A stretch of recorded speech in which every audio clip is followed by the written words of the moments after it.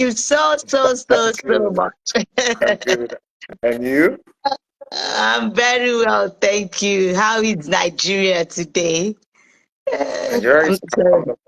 The weather has been hot for Oh my. uh, a few days now.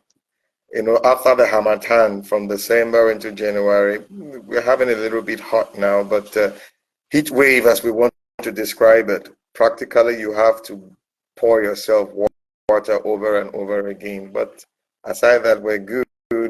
We lost Oh, the AFCON games that don't, affected. don't, don't go there. Excuse me, it affected the mood in the country. But Nigeria, as we call it, Nigeria for life. Nigeria, That we're always there. We're pushing, but we're good. we're praying. We're praying. Amen. This week especially has been from last week till now has been a very big week for Nigeria. Yeah, It- it's you been, know, it, it's been yeah, mixed of so much tragedy and yeah. it, The Wigwe, about Wigwe's demise and all of that. It affects. I mean, it came so hard on the country, our mm, mood and all that. But like the way we are in Nigeria, very resilient people.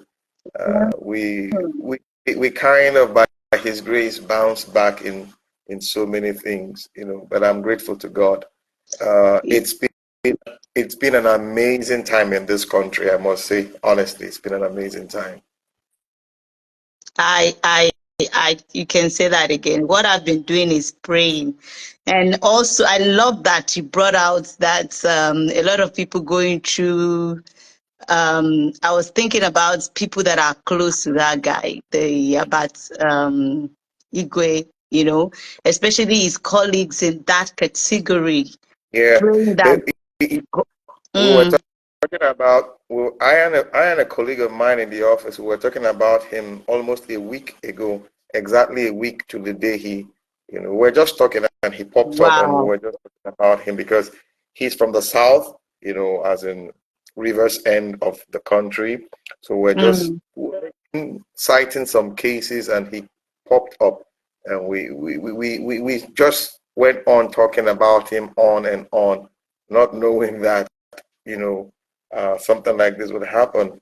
He's an amazing. I use the word is, not like we still have his mm, influence around us. He's an amazing mm. personality. He has touched so many lives in a good way. But life happens. We need to put ourselves together and pick up from where he stopped, if not continue what he started. And yes, yes. Thank you. Thank you so much for sharing that. That's been a defining moment. But I know we're still going to talk more. Yeah. I just pray that God consoles his family, Amen. bring a lot of peace and solace to the nation and to all Nigerians all over the Yeah. world because it impacted all of us, I must say. It's not just so. Thank you again for being here. I didn't want to start on Pleasure. that mood, but there's no way we could have walked over that. Hmm. Thank you guys also for joining. Thank you guys. I have an amazing guest in the house today, and I'm just going to read his bio. Isoboye Amachree is an amazing. I think we were in class together a few years ago now. Yeah. That's how we met. Yeah. And Just I start before I read your bio, I must tell you that you're doing a great job. Like, it's thank you. amazing. Thank I'd you. not gone too deep into your work until this week, after we spoke and I started going. It's amazing what I saw when I saw the most of your YouTube videos on the future of work, the spirit Yeah. of HR. I Yeah. was screaming like Thank, thank like you. how in this the perspective, we're going to talk about that. So I'm going to bring you back to, to that later. Thank you. Anyway, my guest today, guys, thank you so much for joining. Please share. You don't want to miss this conversation, especially if you're a leader, business, an entrepreneur, business leader, executive, whatever category you find yourself, you know. So my guest today is an HR consultant, a writer, author, a podcaster, and a coach. What's the name of the podcast? I'm going to get it.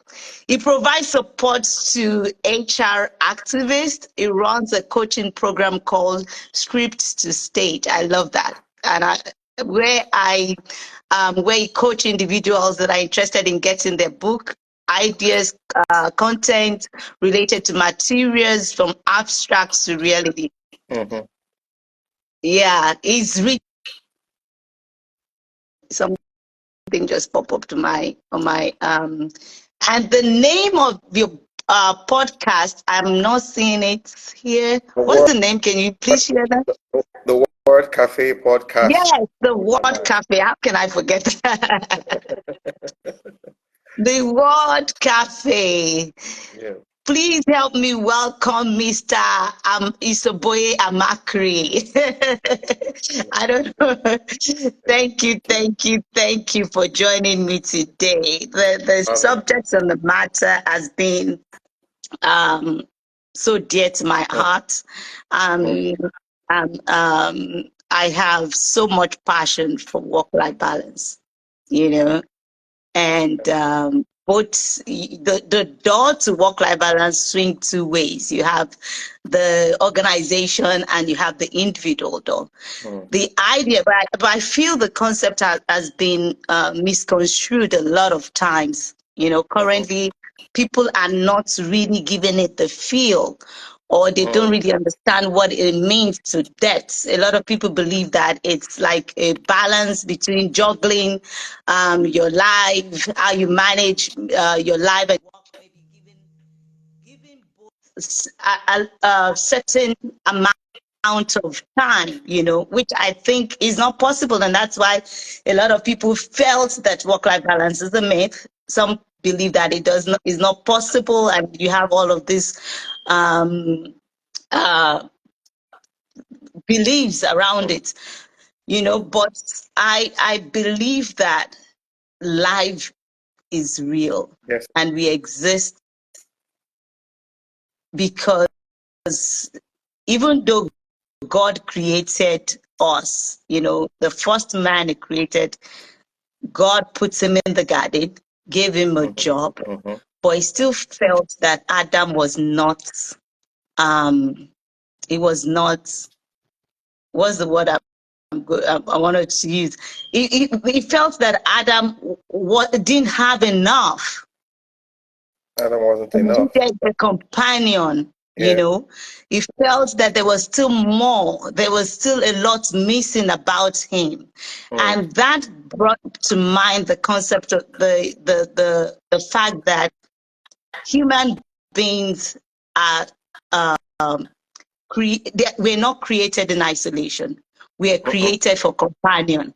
And that was why God created us.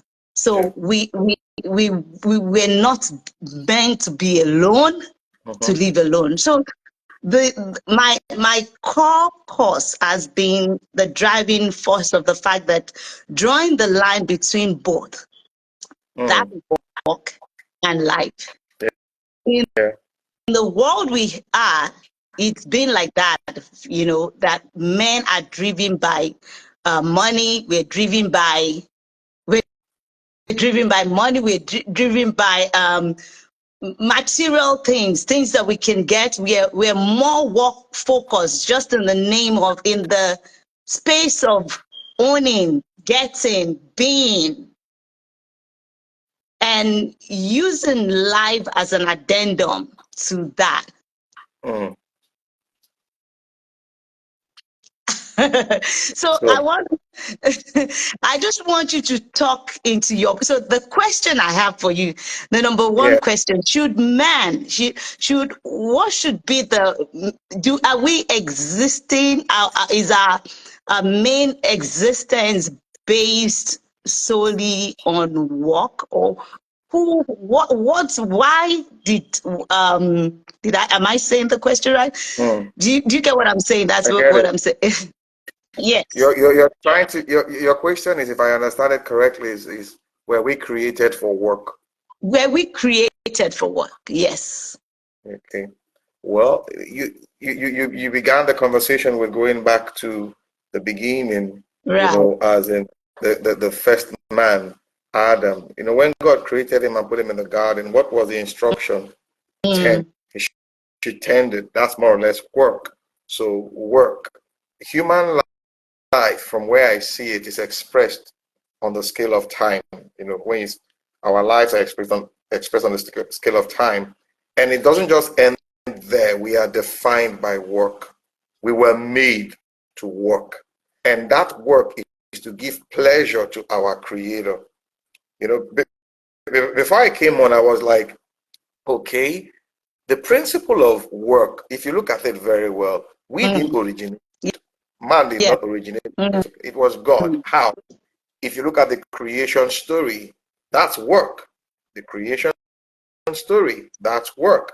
And if you look at the elements of creation, if you pay attention to the elements of creation, you will hear the word, the spirit, the voice, the breath. So it's to tell you that, yes, God was not alone in creation. The Trinity were there. So you go on again, you see that he created for 6 days and he rested on the seventh day. So that's a pattern. He has given us a pattern clearly. That's a pattern. And you work for 6 days and you rest on the seventh day, the Sabbath.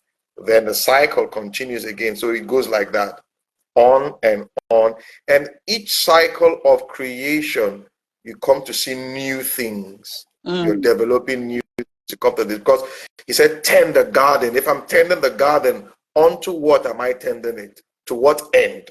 Because when you tend something, there's an end, or there's an end to the tending. What is the end? Productivity, production, quality comes up. So these are principles we were created for. Just like Jesus said, Sabbath, man was not made for Sabbath. Sabbath was made for man. So I love that. We were created, designed by God for a purpose. What is a purpose is there in the garden. He said, tend the garden. So now bringing in Eve as a support. She is a support, and clearly it shows, just like you said, companionship is necessary for work. But you know that the devil always likes to corrupt everything God does. Yes. So, okay, we were made for this reason. We were made for this purpose. You have a time to rest, to bring about a balance and all of that. He tells you, why do you need a balance in the first place? Keep working. Keep working. You just keep working. So he lies to you, because even in rest, because people ask that question, what is rest actually? What is rest? In all fairness, what is rest? Is it that everything comes to a halt? There's no activity. You just lounge and all of that. That is not rest. That is death. You're dead. You're dead. Rest is simply, the way I see rest, is taking those steps back, look at what you have done so far, evaluate it, take a deep breath, refresh yourself, enjoy your creation. Look at what you have done. Smile, enjoy your creation, laugh, then you go back. That's rest. Rest is not like nothing is happening, everything is hanging in some, should I say, limbo. No, that's death. You're dead. You're not living anymore. Rest is you take those steps back, evaluate what you have done for the week and all of that. Then again, you said people look at work-life balance as a myth. They try to look at it from the perspective of equality. Like, when I mean equality, 1 + 1 equals, no, yeah. yeah, that's not how I see it. No, that's not how I see it. It is your ability to bring your person into what you do, and also to understand that there's a limit to this. I need to retract myself, my steps backwards and rest, then go back. Now look at it as harmony. That's how I view Mm, work-life. I call it work-life harmony. And I look at it from the perspective of musicians coming together to play music. If you try and listen to a good mm, musical piece, can you in all fairness identify and quantify and put in scale all the sounds? Like, okay, F sharp comes here, this comes here. You will find it difficult. But you come to see that when these different musicians come together over time rehearsing, they know themselves. So they know where each fits. So there's this harmony. The sound is not necessarily 20% bass, 10% soprano, 5% this. Not necessarily. But you see this, should I call it telepathic understanding? It forms a harmony. And what we hear, beautiful notes. That's how I see work-life balance. So where you find out that your strength at home comes to play at work, your strength at work comes to play at home. You're not focusing on your weaknesses now. I love that.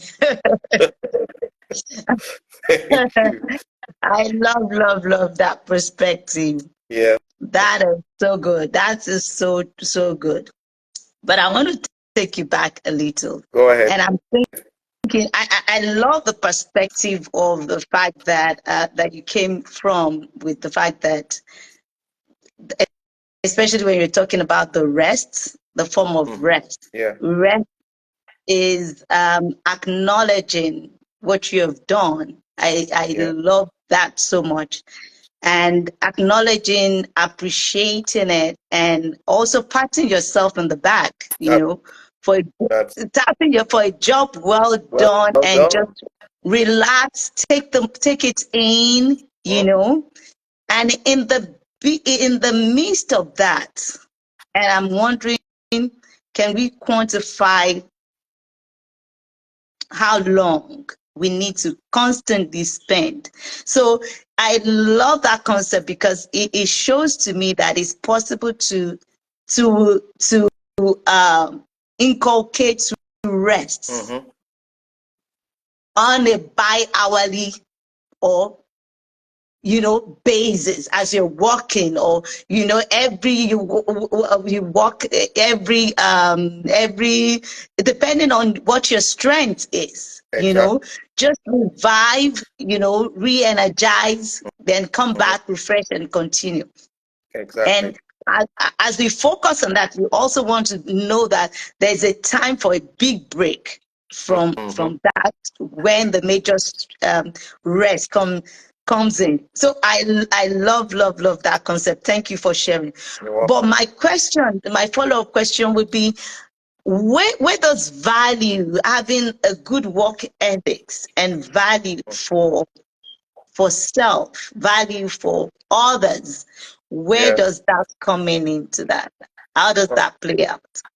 Good question. Like I said a while ago, you must know who you are. Who are you? Your personality. We all we all operate from a place called you. Everybody. Love Yes, we all operate from that place called you. And the minute you know who you are and appreciate it. who you are, you come to see you in other people. That's the boundary you're creating now. You come to see that you're not obviously, you see that I'm not omniscient. I don't know everything. I know some things. I'm good at this. I'm good at that, but I'm not good at everything. So you know your limits. You create those. You also now make room for other people to flow into your activity, because that's the only way you can be fulfilled. Look at what the scripture says about Adam and Eve. He said he gave them, he created male and female, and he gave them. He didn't give him, he gave them. He didn't give her, he gave them. So it will take the two individuals to see where they form in each other. The minute they realize that, the power is released. There's no selfishness here. He gave them. He didn't give Adam, he didn't give Eve, he gave them. So you can only be good at what you do when you find your better half. I'm not talking about marriage in that sense now. I'm talking about the work environment. The minute you walk into that space, take for example, you're a writer, or you're a singer, or you're a dancer, or you're whatever, you will always get to that point where you will need a support. Yes, you need it. And the minute you recognize that, immediately you have created that room for that support flow in to bring that about, that balance. You know, so if you don't know that, you just like, no, I'm jack of all trade, blah blah blah, without me this will not be done. It's not true. Don't say that. Don't say that. Without you, forget it. There's another person. There are a lot of us on the platform. But the minute you realize that, you will create that opportunity or that room for other people to flow into, and you know, you have that balance. So that's, from where I stand, is one challenge a lot of us face, maybe in the corporate world and all whatnot. You just see us operating in like it's me, me, me. The minute you put that thing, a selfishness you have created, and you and I know the result of selfishness, greed comes in, bitterness comes in, acrimony comes in, and all of that. Yes, but when you recognize that for me to be complete, there is a part of me out there that I must create room for, and respect also. You know, I hope I didn't confuse anybody there. No. You did not. My brain was actually running very, very fast. Like the way that was brilliant. I love that we are having this conversation. That was so brilliant. You said so many things in that short form. One of the things I got is that, which I'm still going to take you back from. I love it when you mention that when we start to operate, you need to know that you start from yourself first. You discover, create, develop yourself in order for you to flow into others, flow into. This is a very big problem in leadership. People don't know how to express themselves. And as I was thinking about that, you were also answering my question that the selfishness came in because people felt that without them, nothing else can happen. It just have to be me doing it, you know? And what I was going to ask you earlier was that, remember, I don't know which disciple came to Jesus and said, which is the greatest commandment? Yes. Jesus said, I've come to abolish, that he has not come to abolish the law. And they asked him that, what is the greatest commandment? He said that love the Lord your God. The second, with all your heart. And the second one is love your neighbor as yourself. Yes. And I begin to look at his life, because honestly, I feel that we have done ourselves a disservice because we have lived so much by the world standard and world definition of a lot of things instead of the world WORLD, Yeah. instead of the word, which is the word of God, WORD, standard of operations. Yeah. Well, there's a company that I stumbled into in America. Their um, values or culture was created out of the word, out of the scripture. So for every person that comes to that organization, they use that commandments, and the company is doing it. This is over almost $1 billion organization, what they're doing, Yeah. But the value is so great because, and then their culture helps with the way the organization was structured. People now understand what true love is, Yeah. literally. Yeah. This company's work-life balance is actually on the top chart because of that. So Yeah. that brings me to the definition. Should we say that for every human, now I've even gone past the leaders, CEOs, which they play a vital role and they're supposed to, lead by example. Yeah. What should be the dominant thing in us as love, money, or work? Well, the dominant thing in us is love. Should be love. From the scripture you just quoted, I said, "Thou shalt love the Lord your God." He didn't With say all, thou shalt. yes. He didn't say thou shalt pay to him. Thou Mm, shalt. He said, "Thou shalt love the Lord your God with all your heart, with all your might, with all your strength." So the dominant factor is love. LOVE, love. And when I look at the word love, if you flip it the other way, LOVE, flip it, you will see it's EVOL. Am I correct? yeah, yeah, Evolve. You evolve. So that's amazing. let's complete it. Evolve. Mm, Love. Flip it the other way. Evolve. So when you love the Lord your God with all your heart, with all your strength, with all your soul, what is happening to you is that you are evolving. You are evolving. It takes you back to First Corinthians 13. Love is kind. Love is patient. Love is this. Love is that. Love is this. All those qualities. You begin to see that you are becoming a better person. The object that drives you is not money.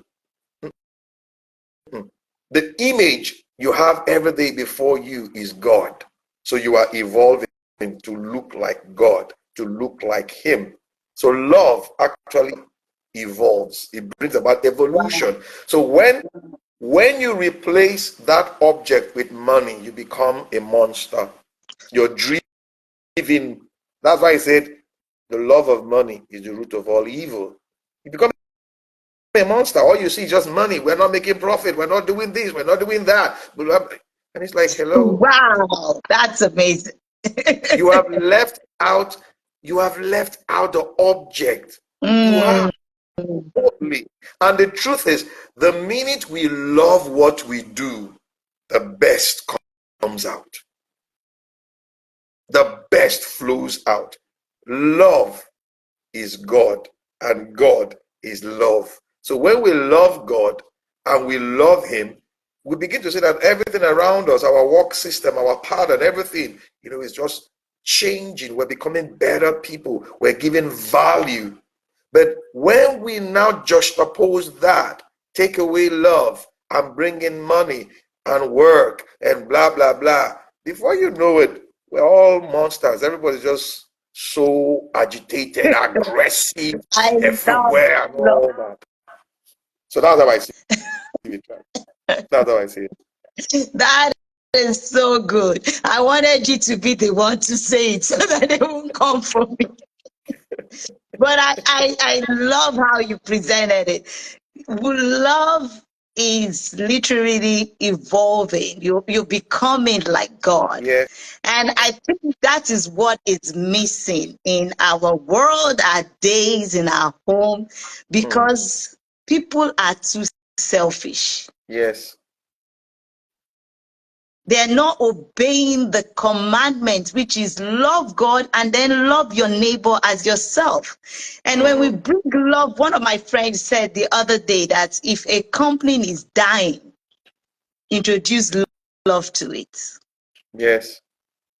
That can literally bring that love back. And I began to research it, and I found that is very true, because love is the missing link. And with the way in our hearts, the love of God for us, the love of people, Mm-hmm. how can we continually carry and walk in that? Ah, I'm thinking of how it is possible to change the It's world. possible. Let me give you a story. Yes. I mean, you can read about it much later. Ricardo Semler of the Semco Group, a Brazilian company. Ricardo Semler, he's known as what they call him now, the Maverick. So Okay. he inherited this company from his father. He's a Brazilian company. So practically, the father built it from scratch around the community. It's like everybody who is in that company knows themselves. So it got to this point, they were not doing so well. So he was advised by the experts that they need to do job cut. They need to do the restructure and blah, blah, blah, those things to stay afloat. So he went back into himself and asked this question. I have known these people all my life. My father worked with them, handed them over to me. Will it be wise for me to just, declare bankruptcy, cut job cuts here and there? So what he did, he called for a meeting. He called everybody. When I mean everybody, to the very least, cleaners, as long as you are, excuse me, In the company. involved in the running of the company. Yeah, so he brought everybody, and he opened up to them and said, "This is what is going to happen to us, but I can't let you people go. We have two options. Is either we take pay cut, pay cut, and stay afloat. Then when things improve, we'll reap what we have sown, or Yeah. we take half of the workforce and take it as in lay off and all of that." And everybody agreed, we'll do a job cut. I mean a pay cut. If my salary was this, I'm going to be earning this and all of that. They agreed. They all agreed. Today, that company is about the strongest in Brazil and globally. Harvard did a study on him, Ricardo Semler. That is love in action. That's love. He has gone beyond. He has transcended the wrongs of business. He has transcended that ladder of interest, profitability. Rather, he has gone into the zone of prosperity, because that's it. Everybody must prosper. If we all prosper, then the company is prospering. I love that. So that's one Wow. approach. So many organizations run their businesses as if it's just profit, profit, profit. They tell you, we are not for charity. And I ask them, do you know that the most expensive business in the world is charity? It's the most expensive charity business. Yes, we see it as a free thing. It's not free. It's not free. Somebody's paying for it. So it's not free. So we're here to make profit, but not for charity. Excuse me. Try charity and If you try charity and see, the business may soar beyond your dreams. So That is not so until we change that perspective, it would always be prey predator ship powerful. relationship. Wow. Prey predatorship relationship. Relationship, That, exactly. honestly, that is so, so, so good. Oh my goodness. That is so good. Guys, thank you for joining. You need to share this. There's some real gems here. Thank This is you. amazing. We have to do this again. Again, I'm I'm, a, telling you. I'm available. We have to do this again. I'm going to share a lot of things with you that I'm working on very soon, but not here right now. This is No so problem. interesting. No You know, problem. but is it possible for a man? Let's leave work for a moment. Is it possible? Okay. And we have dealt with the love aspect. Is it possible for a man who does not love his family to love his work? I don't think it's possible. I don't think it's possible. This is how I see it. Mm. The energy with which you go to work is the same energy with which you live at home, except you are lying to yourself.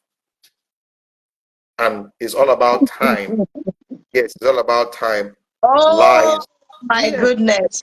We are yes. breaking some tables here. So Because it's not possible for a man to love his job and not love his family. You're lying. No, you're lying. You're lying. Because at the end of the day, when you leave that place called office, where do you go to? Where do you go to go home. rest, to Mm. recuperate, to get that energy and come back to that space and work and give that? It's home. So if you don't understand the dynamics of loving your wife as a man or as a woman, as the case may be, your family, and you say, oh, my career is all about my career, you're lying to yourself. No, you are, honestly, you are. You're lying. Because when rubber meets the road, you come to see that I have been lying. Again, in the corporate mindset, which we think, the company loves me, you're doing XYZ, you're doing this, you're doing that. The minute you drop dead, they replace you. They forget about you. The Please corporate, tell them. yes, that Oh company my goodness. you were like we say in Mm. Nigeria, they carry out for your head kind of thing, and all of that. They forget you. They forget you, and it's like, wow. I am not saying don't give your best to your Mm. work, but I say give your best to your family. Your work will receive the reward. It will just flow naturally. It will just flow. It will just flow. That's the truth. But if you think you will stifle your family, put them, you don't pay attention, it's all about career, don't worry. It's all about time. You will look for that net that would catch you. It's your family. Mm. So, yes, that's why we miss it. That's why we miss it, and the world paints that picture and we think that is it. That's not it. I as a person, it's not as if I've gotten to the utopia. I mean I've hit the zenith and I know it all. No, but I don't play with my family. I don't, because I know if I'm not happy at home, I'll be playing deception in the office. I'll be lying. I won't give my best. But when the home is balanced, the children and all, you'll be amazed how their energies will be flowing into you. You're pumped. You're pumped. You just want to go there and work. And when you feel drained, it's like, you want to go back home again to refuel. And you come, you So refuel. That's why, if you look at it, that's why family was built first before work. Family was built first before work. Even in scripture, look at it very well. What comes first is family before work. It's I family love it. before work. Yes.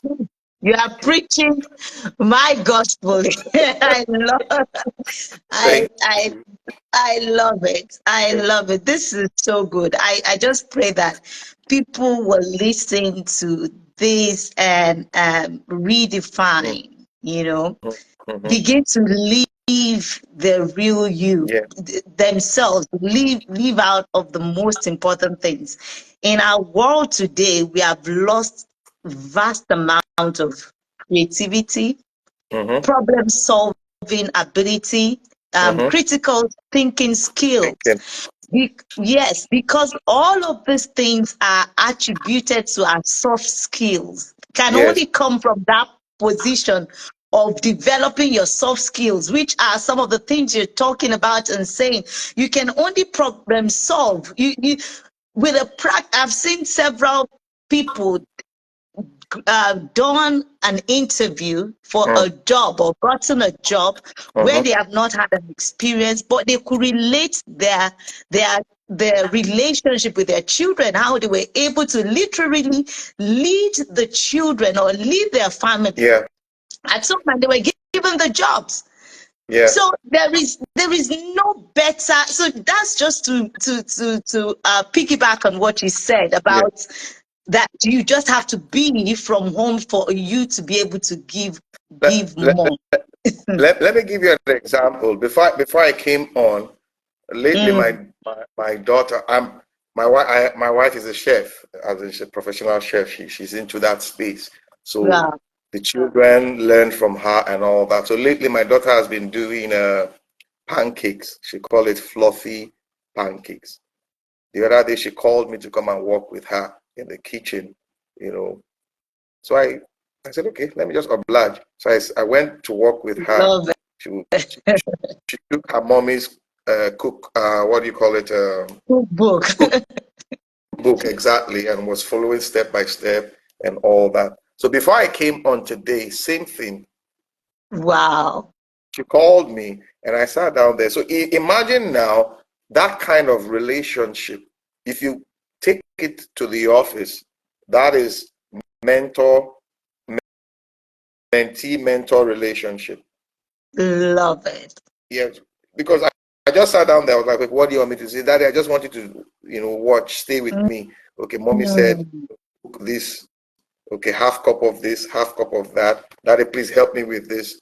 Daddy, please help me with this. She's doing all the work. I'm only just supervising. So so good. imagine you taking that, because when you mention soft skill, that is it. That's that's it.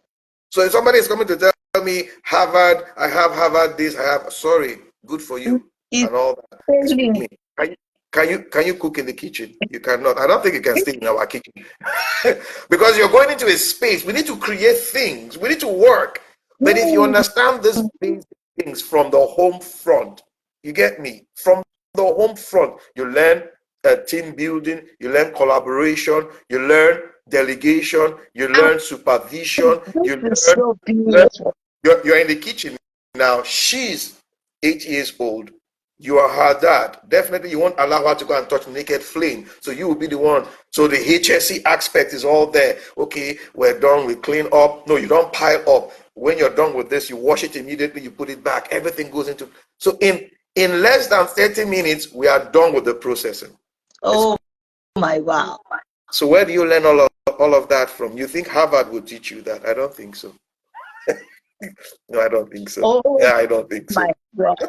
Do you know? I listened to Tony Robbins' story. Tony Robbins is one of the world. How do I describe him now? Best motivational Motivational speaker. speaker.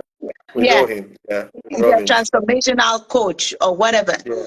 When he was given is when he tells the stories about how he became that. He did not learn clinical psychology from Nah, school, from any university. no, no.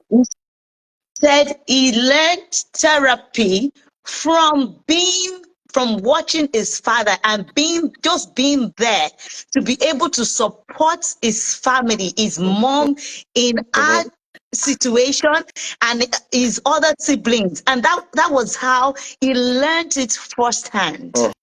From that that's it. experience, now the guy is earning big, you know, just by being there. And oh my goodness, this is so good. You know, people miss a lot when they are not connected to their to themselves, to the real thing. Yes. You must operate from you.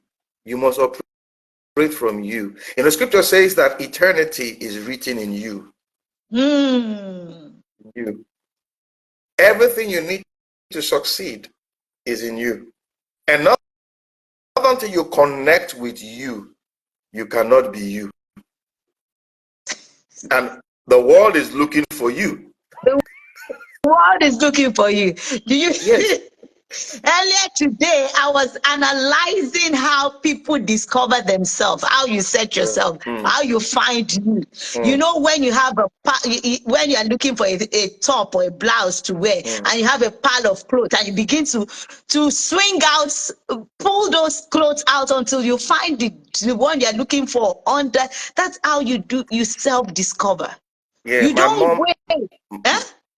My mom taught me something early in life. She said, when you deal with things that don't speak your language, you must learn to come to their level to hear them. So when you're talking about you're looking for what to wear, sometimes, you know, it's like that particular dress. Yes. It's talking to you.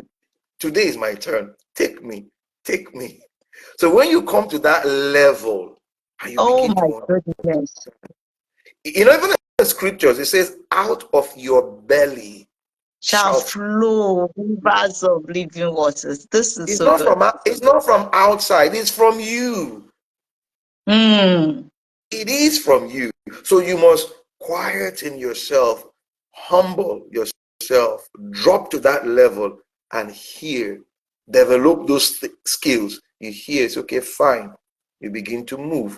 So, and most times where you find those things, where you find them is home, at home.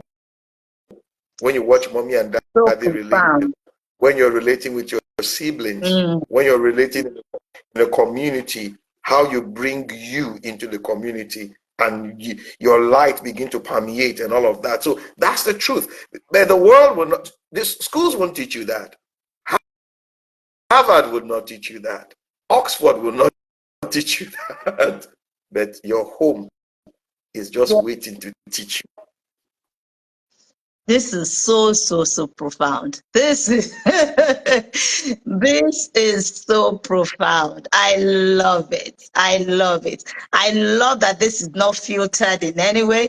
I love that this is genuine conversation connecting to the hearts, you know, of people and into the center of human existence. Yeah. That allows them to flourish at whatever level. You know, I think that 99% of the people are walking upside down. True. 99% of the people, I feel like they're walking upside down because it's only 1% that knows the essence of life, the discovery of purpose. That means things literally don't mean much to you. You can. It doesn't mean you shouldn't have, you should not, we know that God delights in our prosperity as human beings, but that is just like a bonus, a benefit. To our own individual prosperity. I love this. We are going to do this again. I'm telling you. Thank you. Thank you. Telling you, this is so good.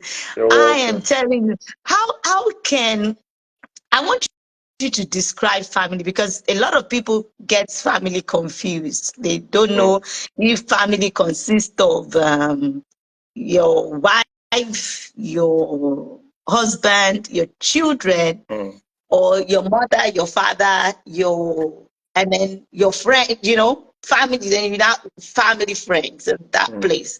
Can you define that? Because I feel that that's also a big problem in helping it, because it's allowed so many people to get it wrong in terms of their structure with how they build work-life balance, where who they are listening to, who they are building the family aspects on. So there's just a lot of a rough bond there. Your family from scriptures, your family is you, as in the man, the woman, and the children. That's family. But again, don't forget that you are connected to so many people. You must acknowledge that you're connected to so many people. So at that level, we come to call such things friendship.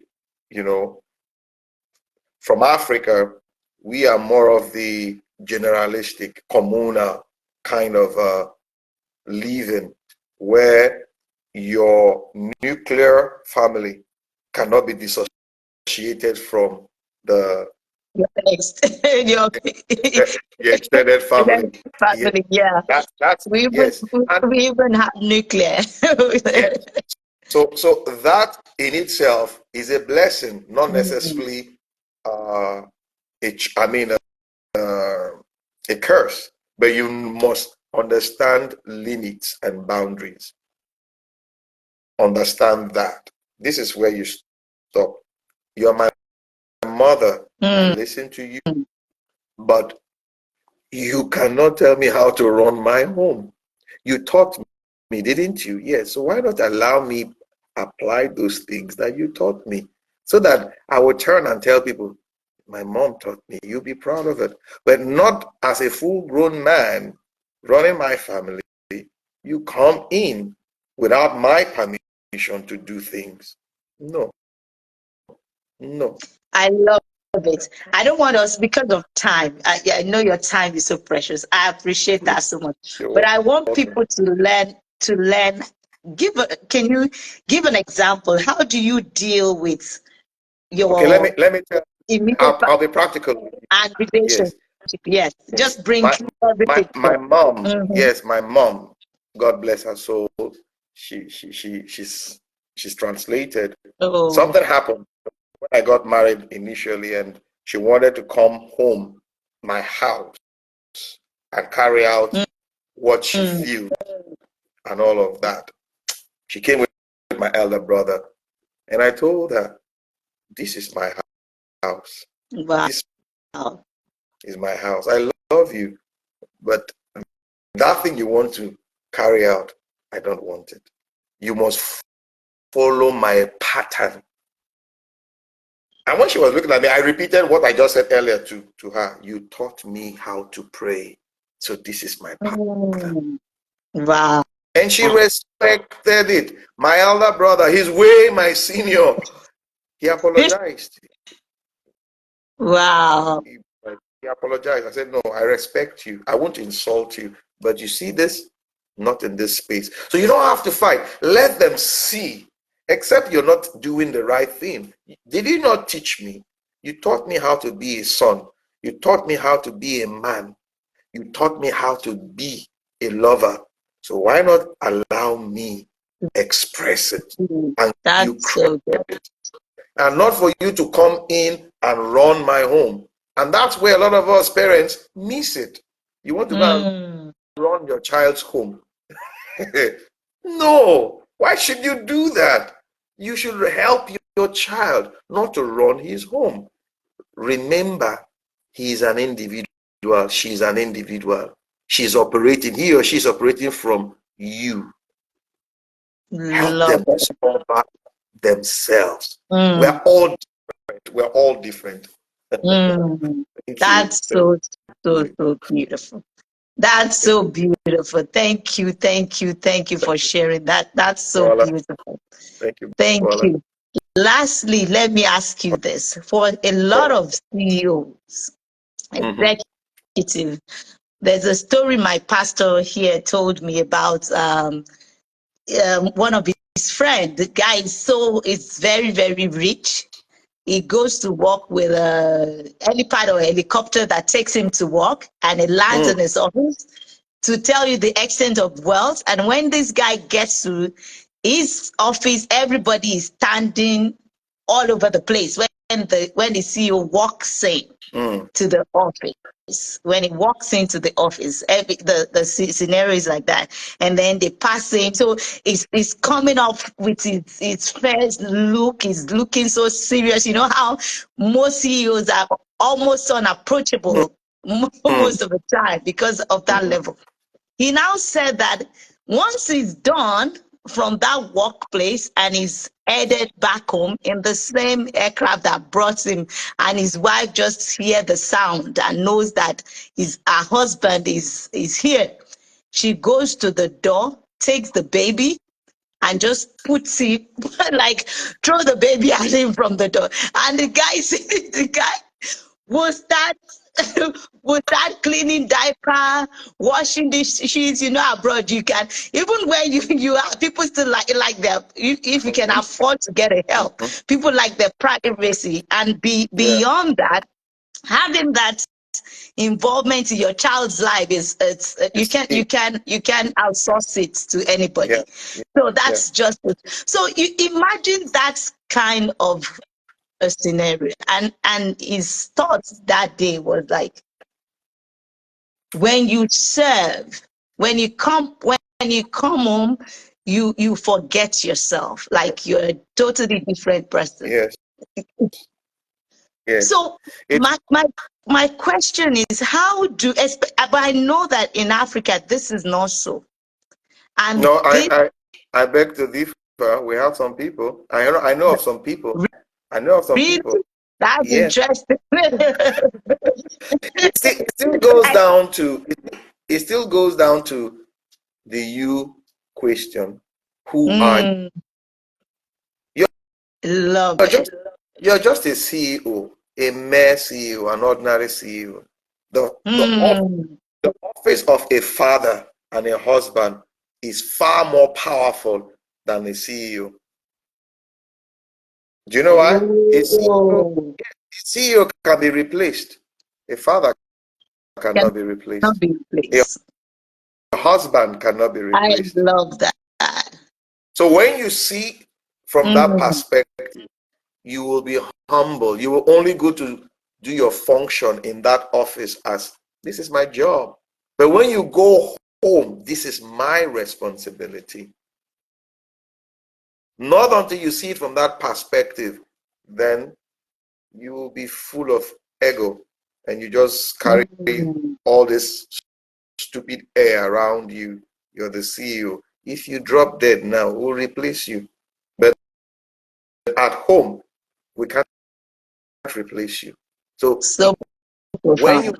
you have that kind of mindset, you will work perfectly well. Thank you. I I love hope it. I love it. It's all about mindset. it is. I love that. I love that.